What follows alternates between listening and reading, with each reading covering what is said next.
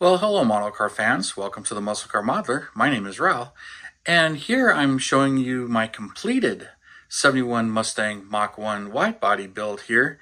And this was quite a fun build, definitely challenging, a little different from the norm for me.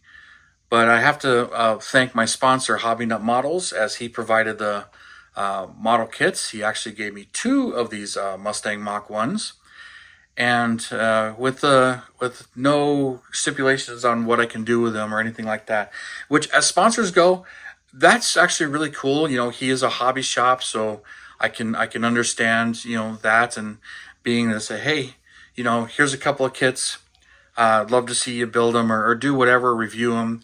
But how you build them is totally up to you. So there's no limitations there. Where I understand Revell and even AMT, MPC, round two, they provide a kit to you and they want you to build it, but they want you to build it out of the box. Just kind of reviewing the kit, and I completely understand that and I'm fine with that actually. So nothing like that, but since I had two of them, and one of them I do plan to build as a full-on Mach1 429 car, I do want to have it a little bit more dressed up with the Mach1 stripes and the hood locks and the wheels and the spoilers out of the Boss 351 kit. So I do have plans for that one, and I will build that eventually. But I did two of the Boss 351 kits, also provided by Hobby Nut Models, and with this paint, and had fun building those, but decided I was going to do something a little different.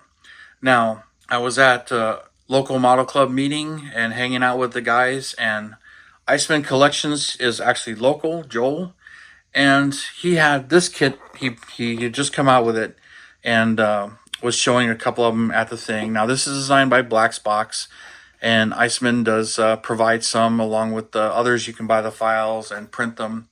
So he had this kit, and I thought that was interesting, and I kind of have some fun doing something like that. Now, for clarification, Joel doesn't sponsor the channel. I did buy these along with, I also bought the Ford GT500 Predator motor to go in here, or at least try. And also, from Iceman Collection, I did later buy these audio stickers, which I use the Orion ones. It comes with a bit more than that. And the Orion amplifiers that are in here also came from Iceman Collections. And last thing in here, these woofers, those came from Texas 3D Customs. Again, something I just flat out bought, not asking for, samples for the channel or anything like that. And so I can, build something and have a little bit of fun. And that's what I did here. Is I built this and just had a little bit of fun. And it ended up being one of the longer build series I've done on this channel, as far as how many videos I produced and how long it actually took me. But let's dive a little bit more into this, and I'll get a little bit closer. So clean up the background and get it all ready. Now to start, those of you guys who are watching the channel and saw from the very beginning, I didn't really know what exactly I wanted to do or how I wanted to build it when I picked up this wide body kit. Just wanted to do something a little bit different. First thing I did was just try to see how well the panels fit the body and what I can do, and they fit fairly well. But being 3D printed, there was a lot of little lines, a lot of little texture, and a lot of little bumps from the stands that needed to be sanded off and smoothed out, which I wasn't too concerned about any of that, but went ahead and did all of that and super glued it to the body. Now, one of the things I did do early on was it had this like double wing and everything. So I flat out just cut that off and just left it this way, as I wanted to clean it up. And it also had this other piece that went under, that covered up the bumper, and the exhaust came out of it and everything. And I decided that was just a little too busy. I wanted to keep some of the original flair of the Mach1 in this thing. So I went ahead and did those modifications as I felt fit. Left the wheels. It's kind of hard to get the lighting in here, but the wheels, the ground effects, and just some other minor tweaking. So one of the things, though, that makes this a bit challenging, you start doing all of these mods to it, and things kind of snowball. Certain things do fit and don't fit, and you get some issues. Well, originally I was like, well, do I want to, keep the 429 motor? Do I want to modernize it a little bit? So I was thinking about different things, and SEMA builds was, some of the ideas that was coming to my mind on what to do. So I decided I was going to try and fit this Predator motor in there. So, and it fits, but not easily. We're talking a lot of shoving, fitting, sanding, shaving, but getting that sucker in there. Now it's pretty much like a 124 scale motor, maybe in a 125 scale body. But if you've seen real ones of these modular motors, when they put them in some of these cars, now I've only really seen them in 70 and older Mustangs, mainly 67 through 70s, but they remove the shock towers and modify the front suspension, take them out. But I kind of left the shock towers in here, kind of trying to keep some of the character of this car. So it came out. And I also bought an Optima battery. Those were also from Iceman Collections. And I had dropped that in here and everything. And it was glued in there in place at one time. But once I figured out how I was going to try and do this air snorkel with the K&N air filter and detailing that, it kind of took the place of where the battery was going to go. I couldn't have both. So I ended up removing the battery. On a real car, you can easily relocate the battery to the trunk.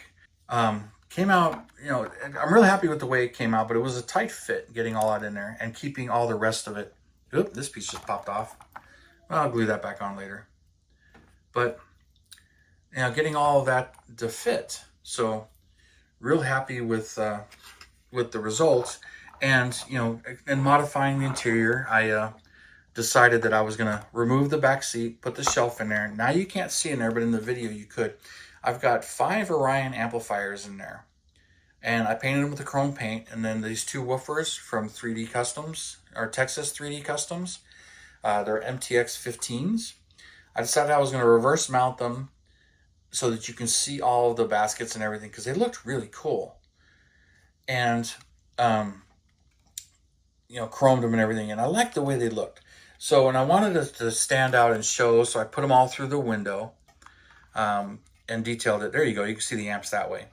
And then one of the other things I did to the interior was I changed out the steering wheel. That's just an extra from my 79 or 83 Mustang monogram kits, the pace car and the convertible. That's in one of those kits, and that was an extra. I believe it was molded in red, so it came from that 83. And then also these bucket seats, they came from the Revell Boss 302 from 2013, I believe is what year the model kit represents. So I put those seats in there, and they didn't quite drop in. I had to sand and shave and lean them back a little bit, get them to clear the console. But kept the console in there, kept the factory dash, the shifter, and did all of that. Now on the underside, I got that motor in there. Now that's an oil pan for my parts box to make it all fit. The pan that you get doesn't fit. And modified the exhaust, but the rest of this is pretty much right out of the kit and made it all work. It's got a weird way of lowering the rear suspension, and then I put those exhaust boxes on there and cut the tips off, shaved that rear valance so that they would fit the way I wanted them to fit. So all of that was done. Dechromed the rear bumper, did a lot of blacking out, left the chrome gas cap on there, but went with the black door lock. And my license plate, Mach1. I was just looking at themes and ideas, since it was kind of a SEMA style build, and I was thinking about it. I started to think Mach, of course, is the speed of sound. Mach1 is 1 times the speed of sound. Mach2, Mach3. So for those that don't know, and then that's what the car was named after, being a Mach1. dB is decibels for sound pressure level. So I decided to put Mach1 on the license plate, just something a little bit different to show the sound. And of course, since it has the audio equipment and the Orion badges on it, which, was a brand that I loved back in the day. And, I've got some vintage amps still, and just had some serious fun with this. Now getting all the front bits to fit, those turn signals, the front spoiler, these wheels. Oh, and the wheels. I used the Revell chrome paint. Can't get any light in there. The Revell chrome paint and the gold that matches the gold pinstriping. The calipers are red. which there are two on the back, so you can see two calipers back there, if you can. There's the main brake caliper, and there's a little parking brake caliper in there too. But, you know, just to bring some of the red into it, I put the red center caps on there, gold spokes, and the chrome barrels, and painted the tires. Got it laid down, all the black trim. Still unsure about the chrome or black door handles. I decided to try them in black. I can always pop them out and replace them, but there's very little chrome. But I think they kind of match these vents and the vents here that are blacked out inside there as well. So, you know, a couple of choices here, and then of course the colors that I went with on this thing. Now, one of the themes that came on later on was another theme that popped in my head was making it a Mach 71 or an SR 71 style, where it's all gloss black and flat black, and having some fun with it there, you know, as a full-on, you know, speed car. So had a lot of fun doing this one. Definitely was challenging when it came to fitting all those body parts, fitting all the stuff in there, fitting the engine, not having any directions on how to really build that motor, and get some of that stuff in there. And some of it you really can't even see. Like, you know, I've got pulleys in there and belts in there and rubber stuff, so you can kind of see them if you look carefully. But I'll tell you, mocking them up one way, and then when you're trying to glue them, and then the glue grabs too fast, and you can't pull the pulley out, and 3D printed parts actually crack and break easily, so the small parts really do break easily. So some of that is a bit challenging as well, and you got to use super glue on those parts as well. So really happy with the way this thing came out, and it definitely is an attention getter. So it'll be interesting to see what others think of it. What do you guys think of it? And the fact that I put the, you know, the Orion stickers on it, which back in the day we used to call those Steal Me stickers, when people put audio equipment all over the windows, or things, you know, custom stickers that are bragging about what's in the car. I even had a friend in high school that he liked audio equipment. He put all the stickers all over the back window of his truck, but he really didn't have any of the stuff. But that didn't stop people from breaking in trying to find it. So that's when we started to call them Steal Me stickers. Anyway, you guys, I'd be really curious to see what you guys think of it, and you know, give me your comments and everything about it. It was definitely a different, challenging build for me. Not the most challenging, but just because there's so much stuff being thrown in from different vendors and different ideas, and you know, letting the process kind of happen, because I really didn't have a clear vision of exactly how this thing was going to go. But just had some fun with it, tweaked it, tuned it, you know, and really, I'm really proud of how this thing came out anyway. Well, here we are out in the Arizona sun, checking this thing out. Man, this thing really pops in the sun with that, these paints. Man, that teal and that graphite that I used with the semi-gloss black, and the gold wheels with the red center caps, and gold on the back of that spoiler, exhaust tips.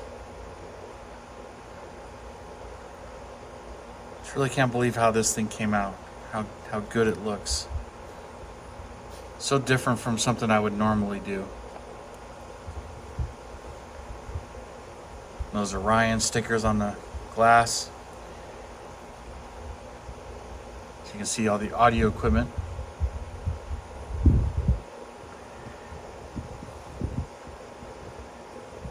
Definitely would be something you would see at SEMA. Just kind of what I was thinking when I got halfway through the build and some of the things I was doing to it. So, just look at that in the sun. That Revell chrome paint on the wheel barrels.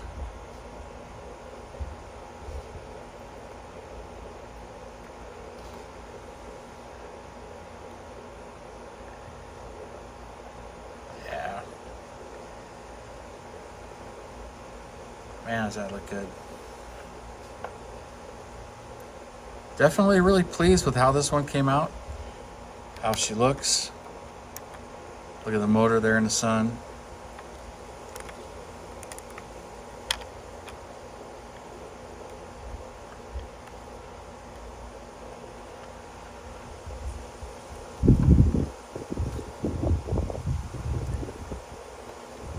Oh yeah, she looks good. All right, well, we'll bring this back inside and continue on. So you guys, remember, check out our sponsor, Hobby Nut Models. There'll be a link in the video description below, of course, along with links to Iceman Collections and some of the other parts I picked up. So you guys, thanks for tuning in, subscribing, and all your comments. I really do appreciate it, you guys. And you have a wonderful weekend, and I will see you next time.